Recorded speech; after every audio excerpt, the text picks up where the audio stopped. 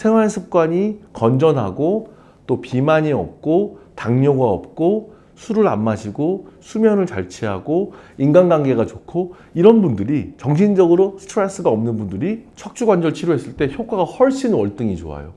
저한테 한번 환자가 오시면 단기적으로 보는 게 아니고 이 환자의 남아있는 수술 후에 시술 후에 남아있는 인생을 제가 케어해 줘야 되잖아요.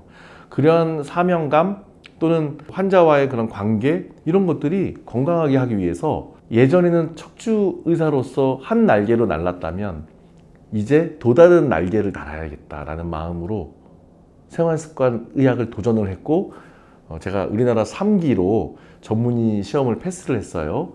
패스를 했는데 국내에서는 신경외과 전문의 중에서는 제가 최초로 생활습관의학 전문의를 해서 더블 전문의, 더블 보드를 제가 이제 한 가지는 대한민국 신경외과 전문의가 됐고요.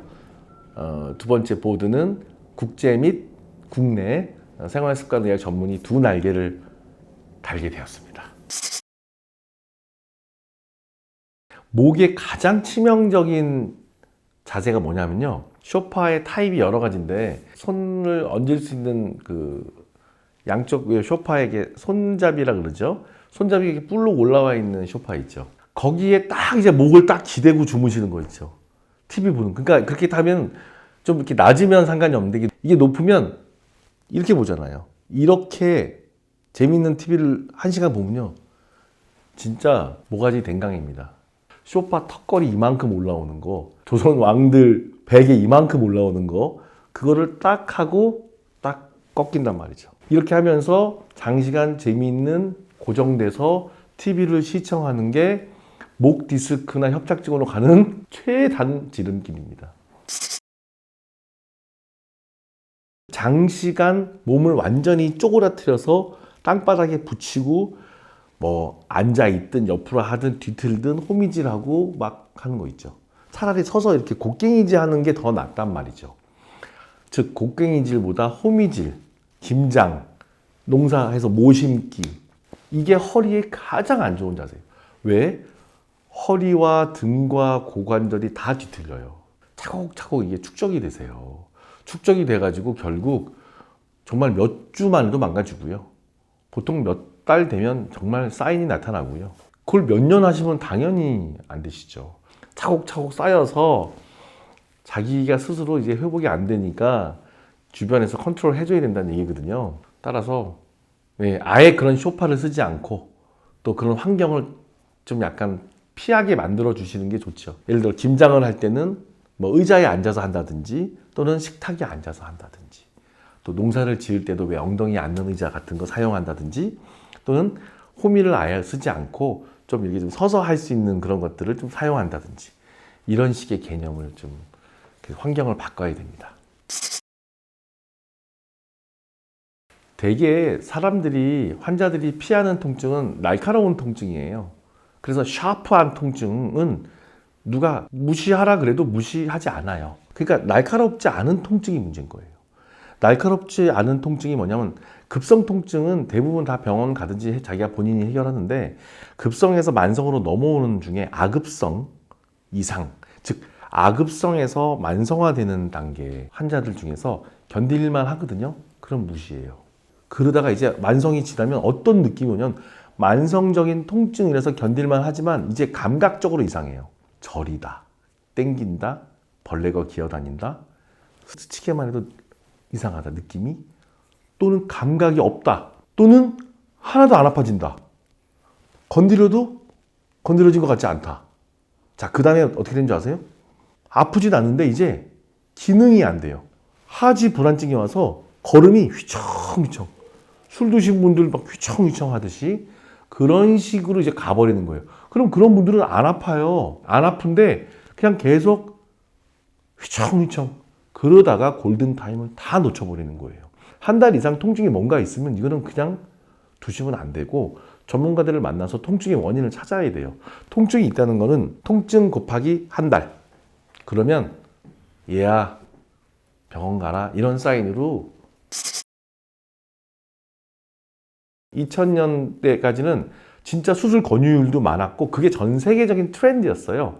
어떤 한 의사의 잘못이 아니고 전 세계적으로 척추 질환이 생겼을 때 수술을 많이 권하는 추세였어요. 전 세계가. 근데 우리나라가 그 트렌드를 더 또 빠르게 이끌고 갔어요. 그러다 보니까 그 시대를 지났던 사람들이 완전히 발달되지 않은 수술 기법으로 수술을 해서 대부분 10년, 20년이 지났잖아요. 결과가 별로 안 좋아요.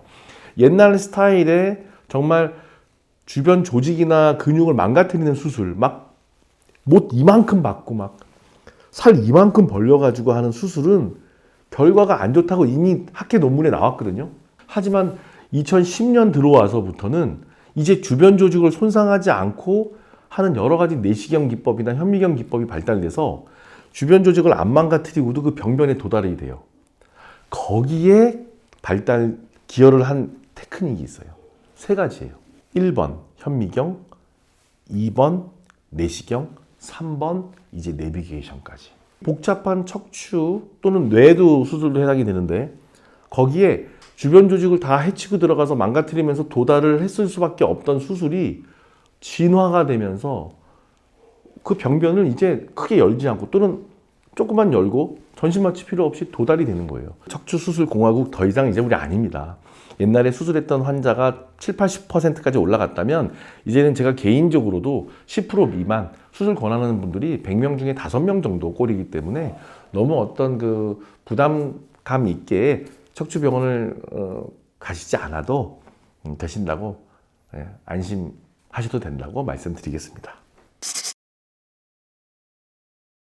청소년성 특발성 측만증은 말 그대로 청소년기에 나타났는데 갑자기 아이가 이상해지는 거예요. 뒤틀려 버리는 거죠. 그때는 늦은 거예요. 이거는 정말 대국민 홍보도 해도 될 것 같은데 목욕을 많이 하셔야 돼요. 엄마는 딸을, 아빠는 아들을 목욕탕을 데려가서 즉 홀 네이키드, 나체의 자녀를 보란 뜻이에요. 그래서 내 아이가 삐뚤어졌나, 어깨는 가지런한지, 쇄골, 정렬 괜찮은지, 뒤에 있는 날개뼈가 내려오는데 이게 괜찮은지, 야 앞으로 숙여봐 등 밀어줄게 하면서 숙이면 날개뼈가 한쪽이 쫙 올라가요. 이거는 측만증 사인이에요. 거기서 이상하다 병원 가셔야 돼요. 이게 그냥 쓱 망가져요. 제가 놀란 게 어떤 아이들은 측만증 각도가 한 정상이 0도인데 이게 각도가 심해지거든요.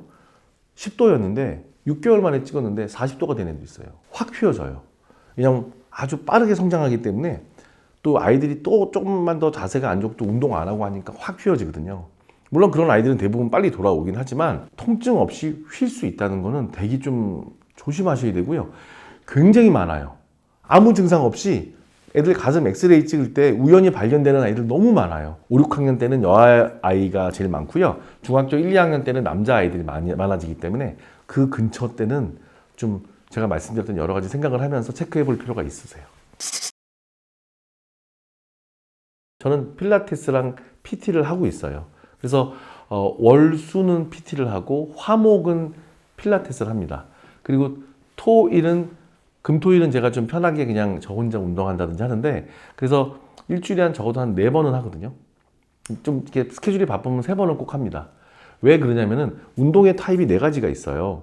근데 4가지를 골고루 해야지 운동 효과가 생기는데 밸런스도 좋아지고 첫 번째는 유산소 운동, 두 번째는 근력 운동, 세 번째는 지구력 운동, 네 번째는 밸런스예요.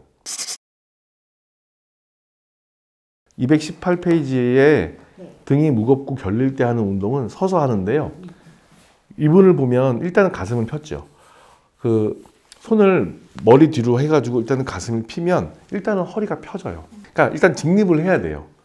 이 상태에서 이 왼쪽 오른쪽으로 이렇게 로테이션도 하고 스트레칭 건 자유스럽게 하세요.